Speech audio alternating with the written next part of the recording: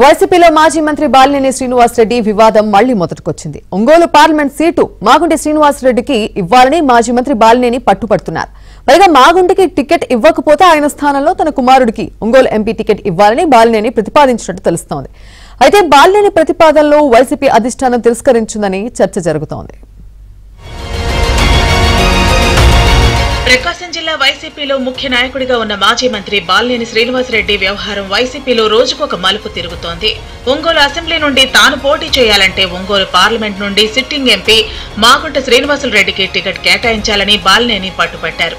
అయితే మాగుంట శ్రీనివాసరెడ్డికి కానీ ఆయన కుమారుడు రాఘవరెడ్డికి కానీ ఒంగోలు నుండే కాకుండా వైసీపీలో ఎక్కడా టికెట్ కేటాయించబోమని ఇటీవల సీఎం జగన్ తేల్చి చెప్పారు.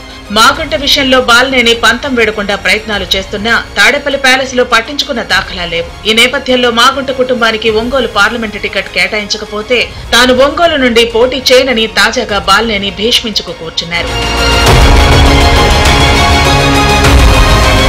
ఇదే విషయంపై చర్చించేందుకు 2 రోజుల నుండి బాలినేని శ్రీనివాసరెడ్డి విజయవాడలోని ఓ హోటల్లో మకాం వేశారు. బాలినేని ఉన్న హోటల్కి వెళ్లిన వైసీపీ ముఖ్య నేత సజ్జల రామకృష్ణారెడ్డి ఆయనతో చర్చలు జరిపారు.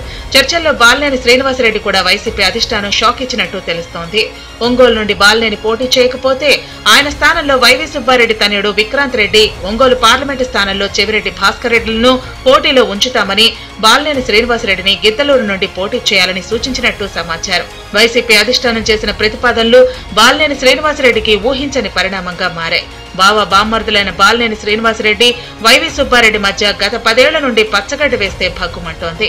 ఈ నేపథ్యంలో తన స్థానంలో వైవి సుబ్బారెడ్డి తనయుడు విక్రాంత్ రెడ్డిని తెరపైకి తీసుకురావడం బాలినేనికి షాకింగ్ అంశంగా మారింది. దీంతో ఒంగోలు చేజారిపోతుందని భావించిన బాలినేని శ్రీనివాసరెడ్డి కూడా వైసీపీ అధిష్టానానికి మరో ప్రతిపాదన తెరపైకి తెచ్చినట్టు సమాచారం. ఒంగోలు పార్లమెంటు స్థానం నుండి సిట్టింగ్ ఎంపీ మాగుంటిని తప్పిస్తే ఆ స్థానంలో తన కుమారుడు ప్రణీత్ రెడ్డిని పోటీలో ఉంచాలని ప్రతిపాదించినట్టు తెలుస్తోంది. ప్రణీత్ రెడ్డి ఎంపీగా పోటీలో ఉంటే పార్లమెంటు స్థానంలో ఉన్న 7 అసెంబ్లీ స్థానాల్లో అభ్యర్థుల గెలుపు బాధ్యతలు తాను తీసుకుంటానని బాలినేని చెప్పినట్టు సమాచారం. అయితే బాలినేని ప్రతిపాదన విన్న సజ్జల సీఎం జగన్ తో చర్చించి సమాచారం ఇస్తామని చెప్పినట్టు తెలుస్తోంది.